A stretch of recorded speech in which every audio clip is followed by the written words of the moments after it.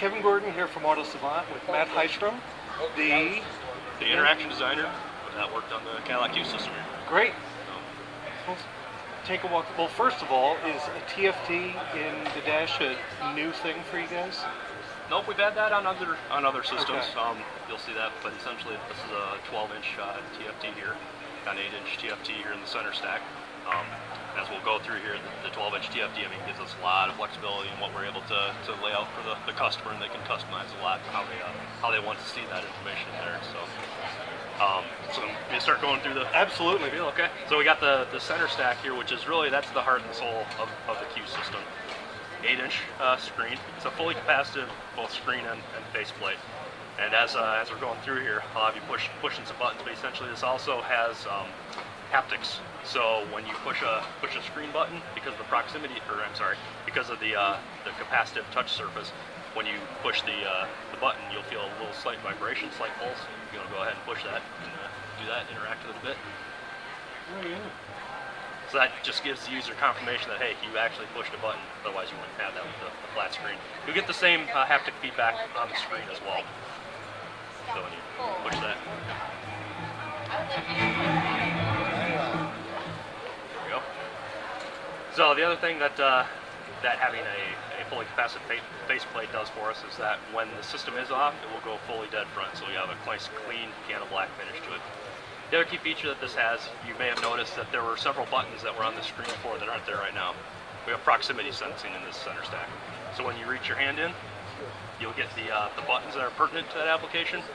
When your hand is away and you're driving down the road, 15 seconds later those icons will fade out, giving you a very clean appearance, just the information that you need while you're driving. Cool. And I don't want to interrupt you, but so yep. How is the decision made to put the sort of button side of the interaction on the steering wheel instead of in a control knob or mouse? Or so we've split the controls. The center stack controls, all the control is done via these controls in the center here. Your steering wheel controls purely control what you see in front of you. Okay. So yeah, why don't I go into some of that here, but essentially there's various control zones within the cluster. This particular layout has three zones. This is probably how the user is going to get it when they get it from the dealer. A very classical layout with the analog gauges, but as you know, so I'm pushing left, what happens here is that will move there, and I can customize what's in each of those rings. So I can display a digital speedometer, you can actually view a snippet of the map where you're at, so you don't have to continue to look to the center of your vehicle. You can keep your eyes on the road, your hands on the wheel, and just glance down and have a snippet of your map. The left pane here, you can actually switch between the various driver information, so your fuel range, your tire pressure, oil life, you can cycle through that. The right portion of the screen here is where you access all of your primary functions for the applications on the system. So you can access your audio, your phone, and your navigation information from this right pane. We'll switch over to the phone here, to give you a good example. So this is the phone that we have connected to the system right now. If I select that phone, I can actually go in and view my contact list. So I don't ever have to use the center controls if I don't want to. I can keep my hands on the wheel, browse my contacts, and place a call right from the instrument cluster. So we also understand that we have to support a wide range of customers. Some are more tech savvy, some are less tech savvy, more tech averse. We offer 4 main layouts in the instrument cluster. We'll go through a few of these. Basically, if you're a very tech averse user, you may just appreciate a simple layout. So when I switch to tier 2 is what we call our simple layout. What that does is it gives you full-time audio information, speed, and fuel along the top. And you have one gauge down at the bottom where you can switch between your driver information piece. So a real clean, simple layout. You aren't going to get much information from it. The other end of the spectrum is what we call our enhanced layout. So I switch to that.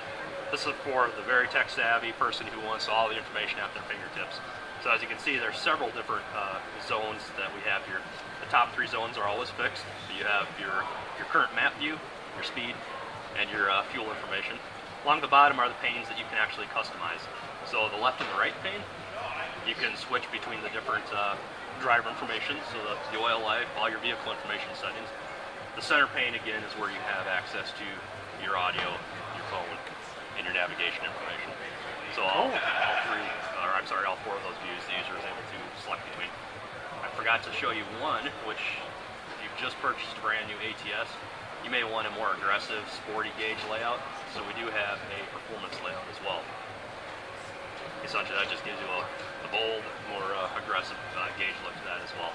You still have access to all those core audio, phone, and navigation pages in this layout as well.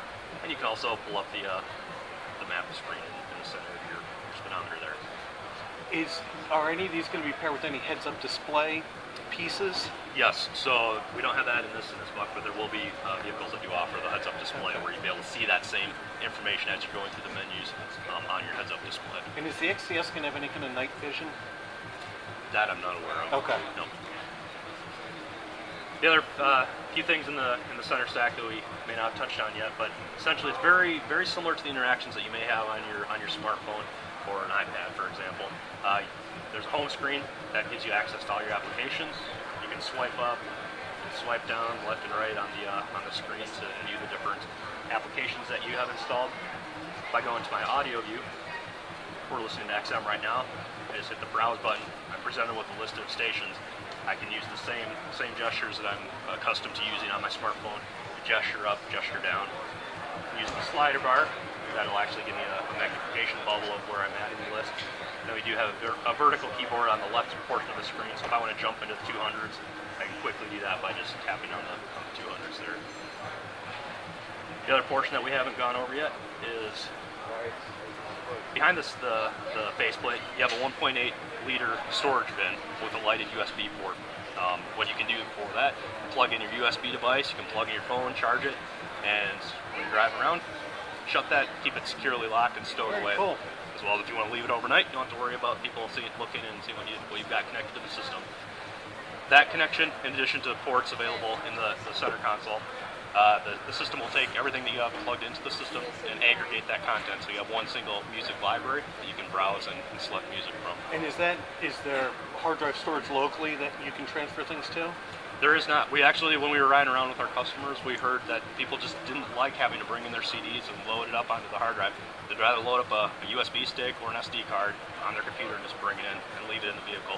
So we've offered enough ports to be able to do that and still have ports free to plug in your device. Yeah, I was wondering, because I think the take rate of people actually ever load music on theirs is very small. Yep. Cool. And is the screen, is it multi-touch then as well? Will it register more than one finger? Yep. So, for example, if we go into the navigation view here, they're still working, tweaking this, but essentially you can do the same spread and pitch gestures as you would to zoom in and zoom out on a map screen, so it does support multi-touch. Awesome. And is there, so it's bird's eye, where are you guys pulling in the building views from? Those are all loaded into the system. And who's doing the underneath technology for you guys? Who's the hardware manufacturer for that information? We don't disclose, but yeah, we do work with our suppliers who develop these systems. We, as Cadillac, have specified all the interfaces, all the interactions that you see on the system, but we do work with our suppliers to develop those. And how about smartphone interaction?